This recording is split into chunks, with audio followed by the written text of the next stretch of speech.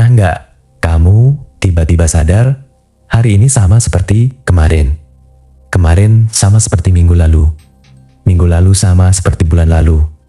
Dan tanpa terasa setahun berlalu, 5 tahun berlalu, bahkan 10 tahun berlalu.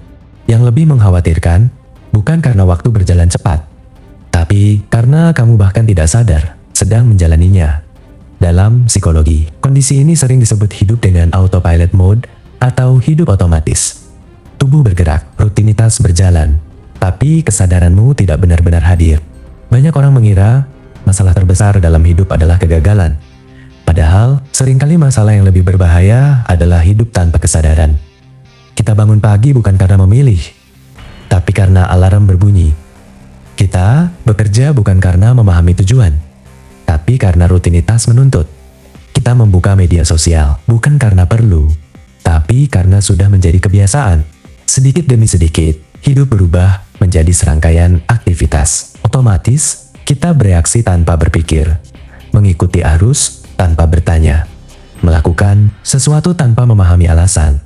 Akhirnya kita merasa lelah, kosong, dan kehilangan arah.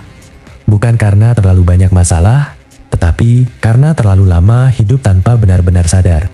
Realitanya, otak manusia memang dirancang untuk menghemat energi. Semakin sering suatu aktivitas dilakukan, semakin otomatis otak menjalankannya. Ini sebenarnya membantu, karena kita tidak perlu berpikir keras setiap kali berjalan, menyikat gigi, atau mengendarai kendaraan. Namun ada efek sampingnya. Ketika terlalu banyak aspek, kehidupan dijalani secara otomatis. Kita mulai kehilangan kendali atas arah hidup. Kita memilih jurusan karena ikut teman, memilih pekerjaan karena tuntutan, lingkungan, menjalani hubungan karena takut sendiri, mengejar sesuatu karena semua orang juga mengejarnya, bukan karena itu benar-benar yang kita inginkan. Itulah mengapa banyak orang terlihat sibuk tetapi tidak merasa hidup. Mereka menjalani jadwal yang padat, namun tidak merasakan makna. Mereka bergerak setiap hari, tetapi tidak merasa berkembang. Mereka hidup, tetapi tidak benar-benar hadir dalam kehidupannya sendiri. Dan ketika kesadaran mulai hilang, tahun demi tahun bisa berlalu tanpa perubahan yang berarti. Solusinya bukan langsung mengubah seluruh hidup, karena hidup otomatis terbentuk dari kebiasaan kecil yang berlangsung lama. Maka cara keluarnya juga dimulai dari kesadaran kecil yang dilakukan secara konsisten. Mulailah bertanya pada diri sendiri, kenapa aku melakukan ini? Apa yang sebenarnya aku inginkan? Kalau tidak ada tekanan dari orang lain, pilihan apa yang akan aku ambil?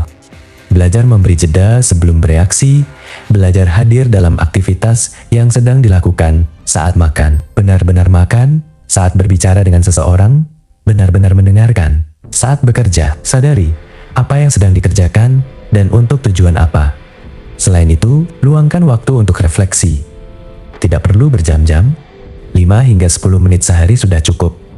Tuliskan apa yang kamu rasakan, apa yang berjalan baik, apa yang perlu diperbaiki, karena kesadaran adalah lawan dari hidup otomatis. Semakin sadar seseorang terhadap dirinya sendiri, semakin besar kemampuannya untuk menentukan arah hidupnya.